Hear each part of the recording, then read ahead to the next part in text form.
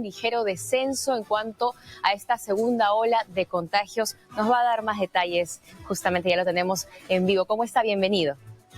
Buenas tardes, Lourdes. Gracias por la invitación. ¿Cómo está? ¿En qué regiones se ha dado este descenso? Se está dando en la mayoría de regiones, así sea muy leve. Son pocas las que aún muestran un ascenso y son particularmente Pasco, Arequipa, Puno, Huánuco, con incrementos quincenales de menos de 20%, hablando de muertes. En general, el país muestra un descenso de hace casi 4 semanas y en Lima se ha acentuado particularmente desde hace 3. La caída que se está viendo en Lima va de la mano con una caída o disminución también de la positividad y la ocupación de camas, que aún es muy ligero. ¿De cuánto es la caída en cuanto a contagios? En cuanto a contagios en Lima, de haber estado en el peor momento en el mes de febrero con una positividad o tasa de contagios mayor a 20%, estamos cerca a 8%. Esto, si lo llevamos a compararlo a qué mes fue el más cercano que tuvimos un valor similar, fue a finales de diciembre, y noviembre fue el mes más estable después de la primera ola. Eso es a lo que apuntamos. Claro, se adoptaron medidas de riesgo muy alto o riesgo extremo en ese momento quizá para poder frenar, digamos, los contagios. Sin embargo, ahora estamos viendo que el lunes nuevamente vamos a regresar al nivel muy alto, ya no extremo, sino muy alto, y hay, ciertos aforos que van a crecer, por ejemplo, o los domingos ya uno va a poder salir a caminar o en bicicleta, pero sin usar vehículos. ¿Esto podría hacer retroceder este avance? Habría que analizarlo. Definitivamente sí se mostró un descenso en los momentos en los cuales Lima estuvo en nivel extremo porque se redujo la positividad.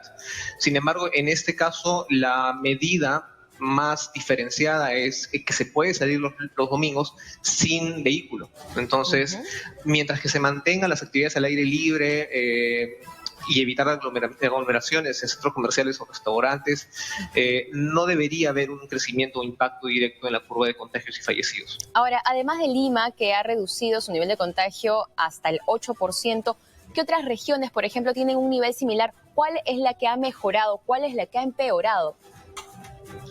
Bueno, dentro de las que están mejor junto con Lima, que han mostrado un mayor descenso, en proporción, en porcentaje, podemos hablar de Loreto, Ayacucho, la región de Callao, Piura, Madre de Dios, Tumbes, que han tenido una disminución porcentual de 15 a 20% en la curva de contagios. Esto también va acompañado con un descenso en fallecidos, tanto los confirmados por el MINSA como los que vemos por exceso de funciones en el Sistema Nacional SINADEF.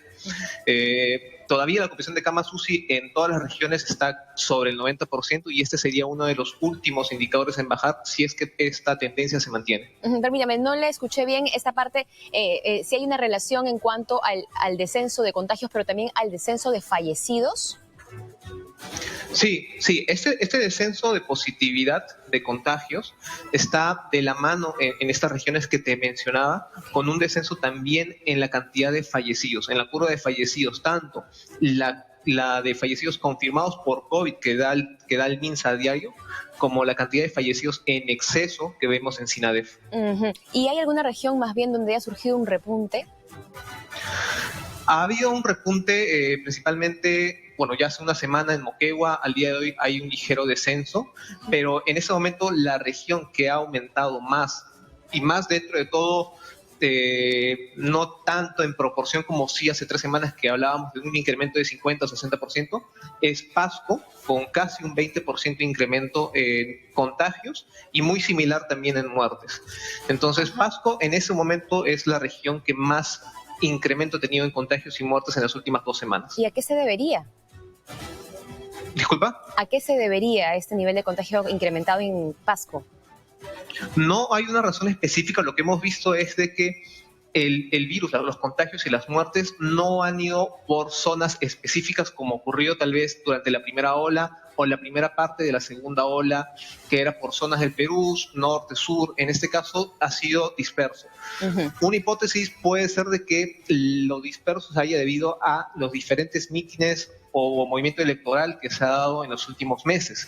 Entonces hemos visto pequeños focos dispersos a nivel nacional, y cada uno con un tiempo pico distinto. Entonces no hay una correlación específica de cuál habría sido el motivo, como sí lo vimos cuando apareció la variante brasileña que vino desde el este. Desde ese último elemento que ha sido la variante brasileña, no hemos visto otra correlación para ver los focos a nivel regional. Justamente hablando de esta campaña electoral, usted hace mención, Cajamarca también habíamos escuchado que tenía altos índices de contagios. ¿Esto se debe realmente al debate o hay pocos días de distancia y es que luego lo vamos a ver? Bueno, Cajamarca ya de por sí, al cierre de abril, había casi triplicado la cantidad de fallecidos que reportó durante el peor mes de la pandemia en la primera ola en el mes de junio. Hablamos de 325 fallecidos comparados a poco más de 100 muertes confirmadas por COVID en esta región. Entonces, Cajamarca ya venía con una curva en ascenso, ha habido mucho más movimiento electoral. El último debate se dio en Cajamarca, en la provincia de Chota, y Chota particularmente ya mostraba un ascenso de fallecidos de 20% quincenal, en la última quincena en esta provincia. Entonces, ya en mayo, en estos primeros días, hay un ligero descenso, pero lamentablemente el impacto que ha habido en este último debate y el movimiento que se pueda seguir dando, lo vamos a ver recién en 2 o 3 semanas. Esperamos que no sea un impacto considerable como ha ocurrido antes, pero ya de por sí está en su peor momento Cajamarca como región. Ahora, señor Parra, usted como investigador, como analista de datos, de repente podría comparar esta curva a lo que ocurre en otros países, quizá. ¿Por qué? Porque se nos dice mucho que viene una tercera ola de todas maneras y otros podrían pensar, estamos bajando en contagios, ahora en Lima, por ejemplo, hemos llegado al 8% ya, qué bueno, ya no viene tercera ola. ¿Eso es posible? Sobre una tercera ola, si vamos hacia ese punto, definitivamente estamos expuestos, es muy probable que esto ocurra. Si nos vamos no muy lejos, por ejemplo en Colombia, ellos están con una pendiente casi idéntica a la que nosotros tuvimos durante el mes de abril, un crecimiento muy rápido de fallecidos que al día de hoy también están mostrando un descenso a solo 3 semanas después que empezó a ocurrir el nuestro. El único país que de alguna forma muestra una reducción ya sostenida en fallecidos en la región es Chile y podría ser atribuida al gran porcentaje de avance de población vacunada. Estamos hablando de que más de 40% de la población de Chile ya está al menos con una dosis. Entonces, esto va a depender de qué tan rápido avancemos con la vacunación, que al día de hoy son 5% de avance con respecto al objetivo que se va a vacunar, pero una tercera ola podría ser inminente como lo estamos viendo, lo hemos visto en Europa, por ejemplo. Claro que sí. Ahora se nos vienen también fechas como el Día de la Madre, donde en la que si bien tenemos una inmovilización social obligatoria, esto sencillamente no va a ser tan factible porque vemos que todavía el comercio va a seguir funcionando. ¿Cree usted que esto podría también incrementar el nivel de contagios y más bien ya no presentar este avance, sino retroceder en cuanto a la estrategia para poder detener la pandemia de aquí a 3 semanas, como lo decía, por ejemplo, en el caso del primer debate electoral? Es posible, definitivamente las fiestas o feriados se han caracterizado por presentar riesgos en el aumento de contagios. El último que hemos tenido es Semana Santa, en el cual el gobierno puso una cuarentena muy estricta durante todo ese fin de semana.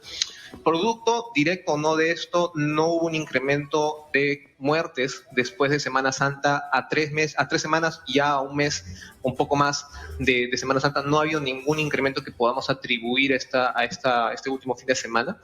Pero nuevamente, si las normas no se respetan y hay movimiento, o lo que pasa usualmente es de que si ponen un día como inmovilización, el día anterior se están haciendo las reuniones, podría haber nuevamente en 2 o 3 semanas algún efecto, ¿no? Claro, lo hemos visto, por ejemplo, cuando hemos vuelto al nivel extremo, el día sábado todos empezaban a hacer las compras y no necesariamente quizá por gusto, ¿no? Sino porque realmente ese día descansaban, tenían que ir a hacer las compras al supermercado o al mercado.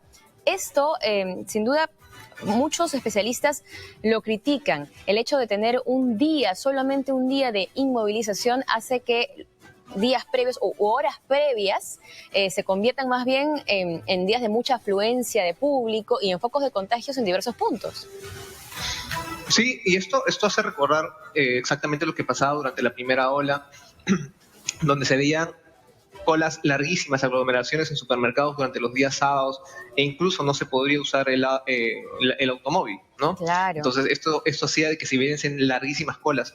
Las inmovilizaciones de un día, lamentablemente en días festivos, han tenido siempre el mismo impacto. El efecto no en la curva de contagios lamentablemente se va a ver en 2 o 3 semanas, pero va a depender mucho de la población y el control que hay ese día. Muy bien, le agradezco mucho entonces al ingeniero Rodrigo Parra, él es analista de datos, ha compartido con nosotros estos números que ha podido recoger y esta variación que tiene la COVID-19 en nuestro país. Por suerte, hasta el momento vamos en descenso y esperamos siga así. Muchas gracias, señor Rodrigo Parra. Buenas tardes. Vamos a continuar entonces aquí en 90 Mediodía contándoles que una familia vive un drama realmente horrible.